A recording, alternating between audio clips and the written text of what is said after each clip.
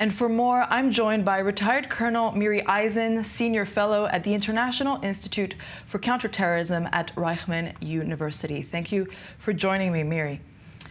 Now, good evening and Happy New Year. Thank you. Happy New Year to you, too. It's been over a year into the war and now 2 days into 2025. The IDF is still being accused of killing civilians in Gaza. This time it seems, though, like there's been a major discrepancy in civilian figures in certain parts of Gaza based on IDF estimates. How do you explain that? 454 days that we have been in this campaign against Hamas since they started this war on October 7th is because of the hostages. And what the IDF does in that sense is estimates. The IDF from October of 2023, as I said, 450 some days ago, has told all of the uninvolved civilians to go to safe areas. And what's inside the Gaza Strip is several, not just one, but Hamas is a terror army, the Palestinian Islamic Jihad is a terror organization, and they have built all of their defenses, and I say their terror defenses, in the midst of the civilian population.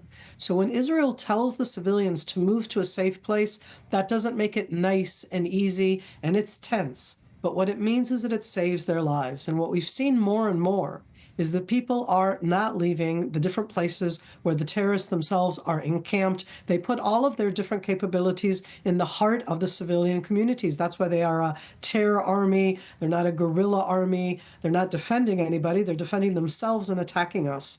And the discrepancy in that sense is mainly on how many civilians stayed behind. It's very difficult to know the numbers. I think that the IDF should always listen to all of the different people who are coming up and calling us to make sure that we never intentionally target civilians, because we never target civilians. And if our numbers are wrong, we need to know that. But that's something that you need to check. It isn't something that changes the general assessment of what we're trying to do, which is to attack the Hamas terror army and to tell the civilians to go to safe areas.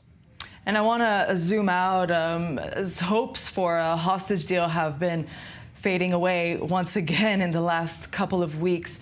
There was a report a couple of days ago that suggested that Israeli Prime Minister Benjamin Netanyahu would like to be upfront about resuming the war after any potential deal. What's the strategy there exactly?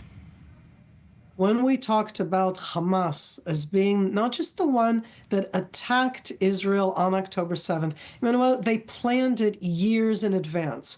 They have built in an education system which dehumanizes every single Jew in the world, every single Israeli. It's all part also of an international campaign.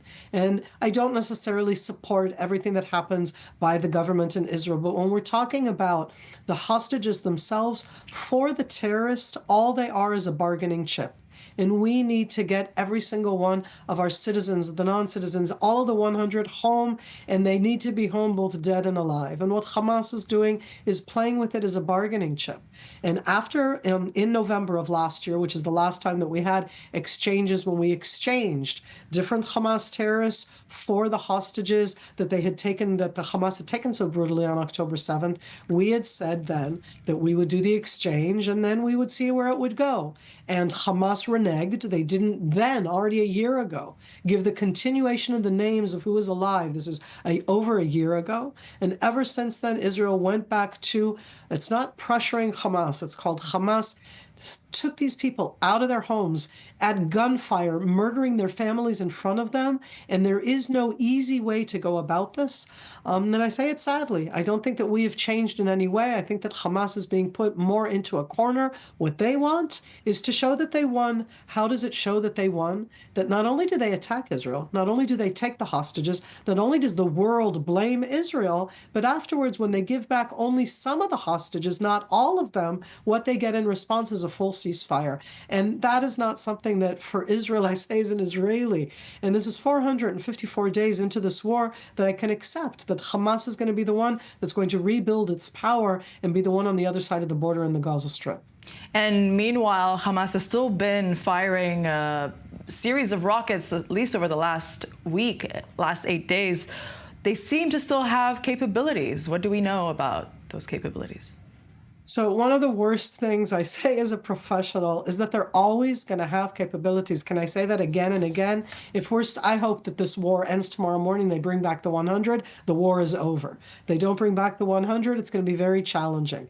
But they will have rockets every single day. They still have hundreds of rockets. That means that they can fire one every single day for the next year and a half. They make the rockets there. That's been part of the capabilities that Israel is destroying. They built entire systems where they built the rockets. They make them out of the pipes that are the pipes that you use for plumbing.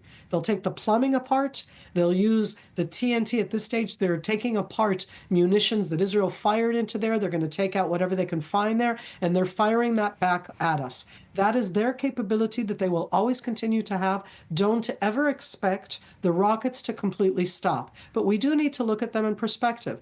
It's a single one here. It's a single one there. They're always going to have that capability. It's not about that. For us, it's both about the hostages and it's about denying any kind of a Hamas terror army from being able to build or rebuild the capability that they showed on October 7th when they brutally came in, brutally took people, murdered people, massacred people, and went back in and have been holding them ever since. And so it's a double-edged sword because they're always going to be able to fire another rocket. All right, please stay with us. Retired Colonel Miri Eisen is still with us. Miri, the past year has definitely shown a new ante between Iran and the West. Has any of that been a consequence of Soleimani's assassination 5 years ago? When Soleimani was assassinated 5 years ago, Manuel, there aren't a lot of days where I applauded because it really does take a lot of guts to take out the person, and it's about a person who was charismatic. He knew how to bring people on board, and he built, in that sense, a lot of the mesh, that spider web that certainly Hezbollah talked about, but also the Iranians. And his disappearance, his elimination, yes, his execution, as President Trump said before, the assassination, as the correspondent said before, think of all the words of what we can use for that, has left a space. First of all, the man who replaced him was his number two, Ismail Kahani. We can't see him in that picture. There are other pictures that show him, but Ismail Kahani is what I call the number two guy. He's not charismatic. He's not the one who knows how to get people on board. He does know how to work. It isn't that the Quds Force fell apart. But ever since then, for Hassan Nasrallah, who was a very close colleague, a friend. They were friends, and Hassan Nasrallah had spent time both in Iran. He speaks Persian. Qasem Soleimani spoke Arabic. That's part of the cahoots of the different, what they're going to call themselves, resistance forces. And the elimination of Qasem Soleimani most definitely made an enormous change. Just to see how much Iran, 5 years later, is talking about that elimination. When they put up the pictures in Tehran this week to commemorate the 5 years, they put up his picture, Qasem Soleimani, together with Hassan Nasrallah, who was killed by Israel in September, and together with Ismail Haniyeh, the Hamas leader who was killed in the heart of Tehran in July of 2024. So here we are seeing the elimination of different terror leaders. I like to call them in the name that they are. The Quds Force is the holy force. That was not a holy force. It was a force that was out to arm, destabilize with a very strong ideology against, first and foremost, by the way, the United States. People always focus on Israel, but it's against the United States, Western influence in general, and Israel, or the Zionist entity, as they'll call it specifically. So I definitely think the world is a better place without him, and there has not been a replacement of that power.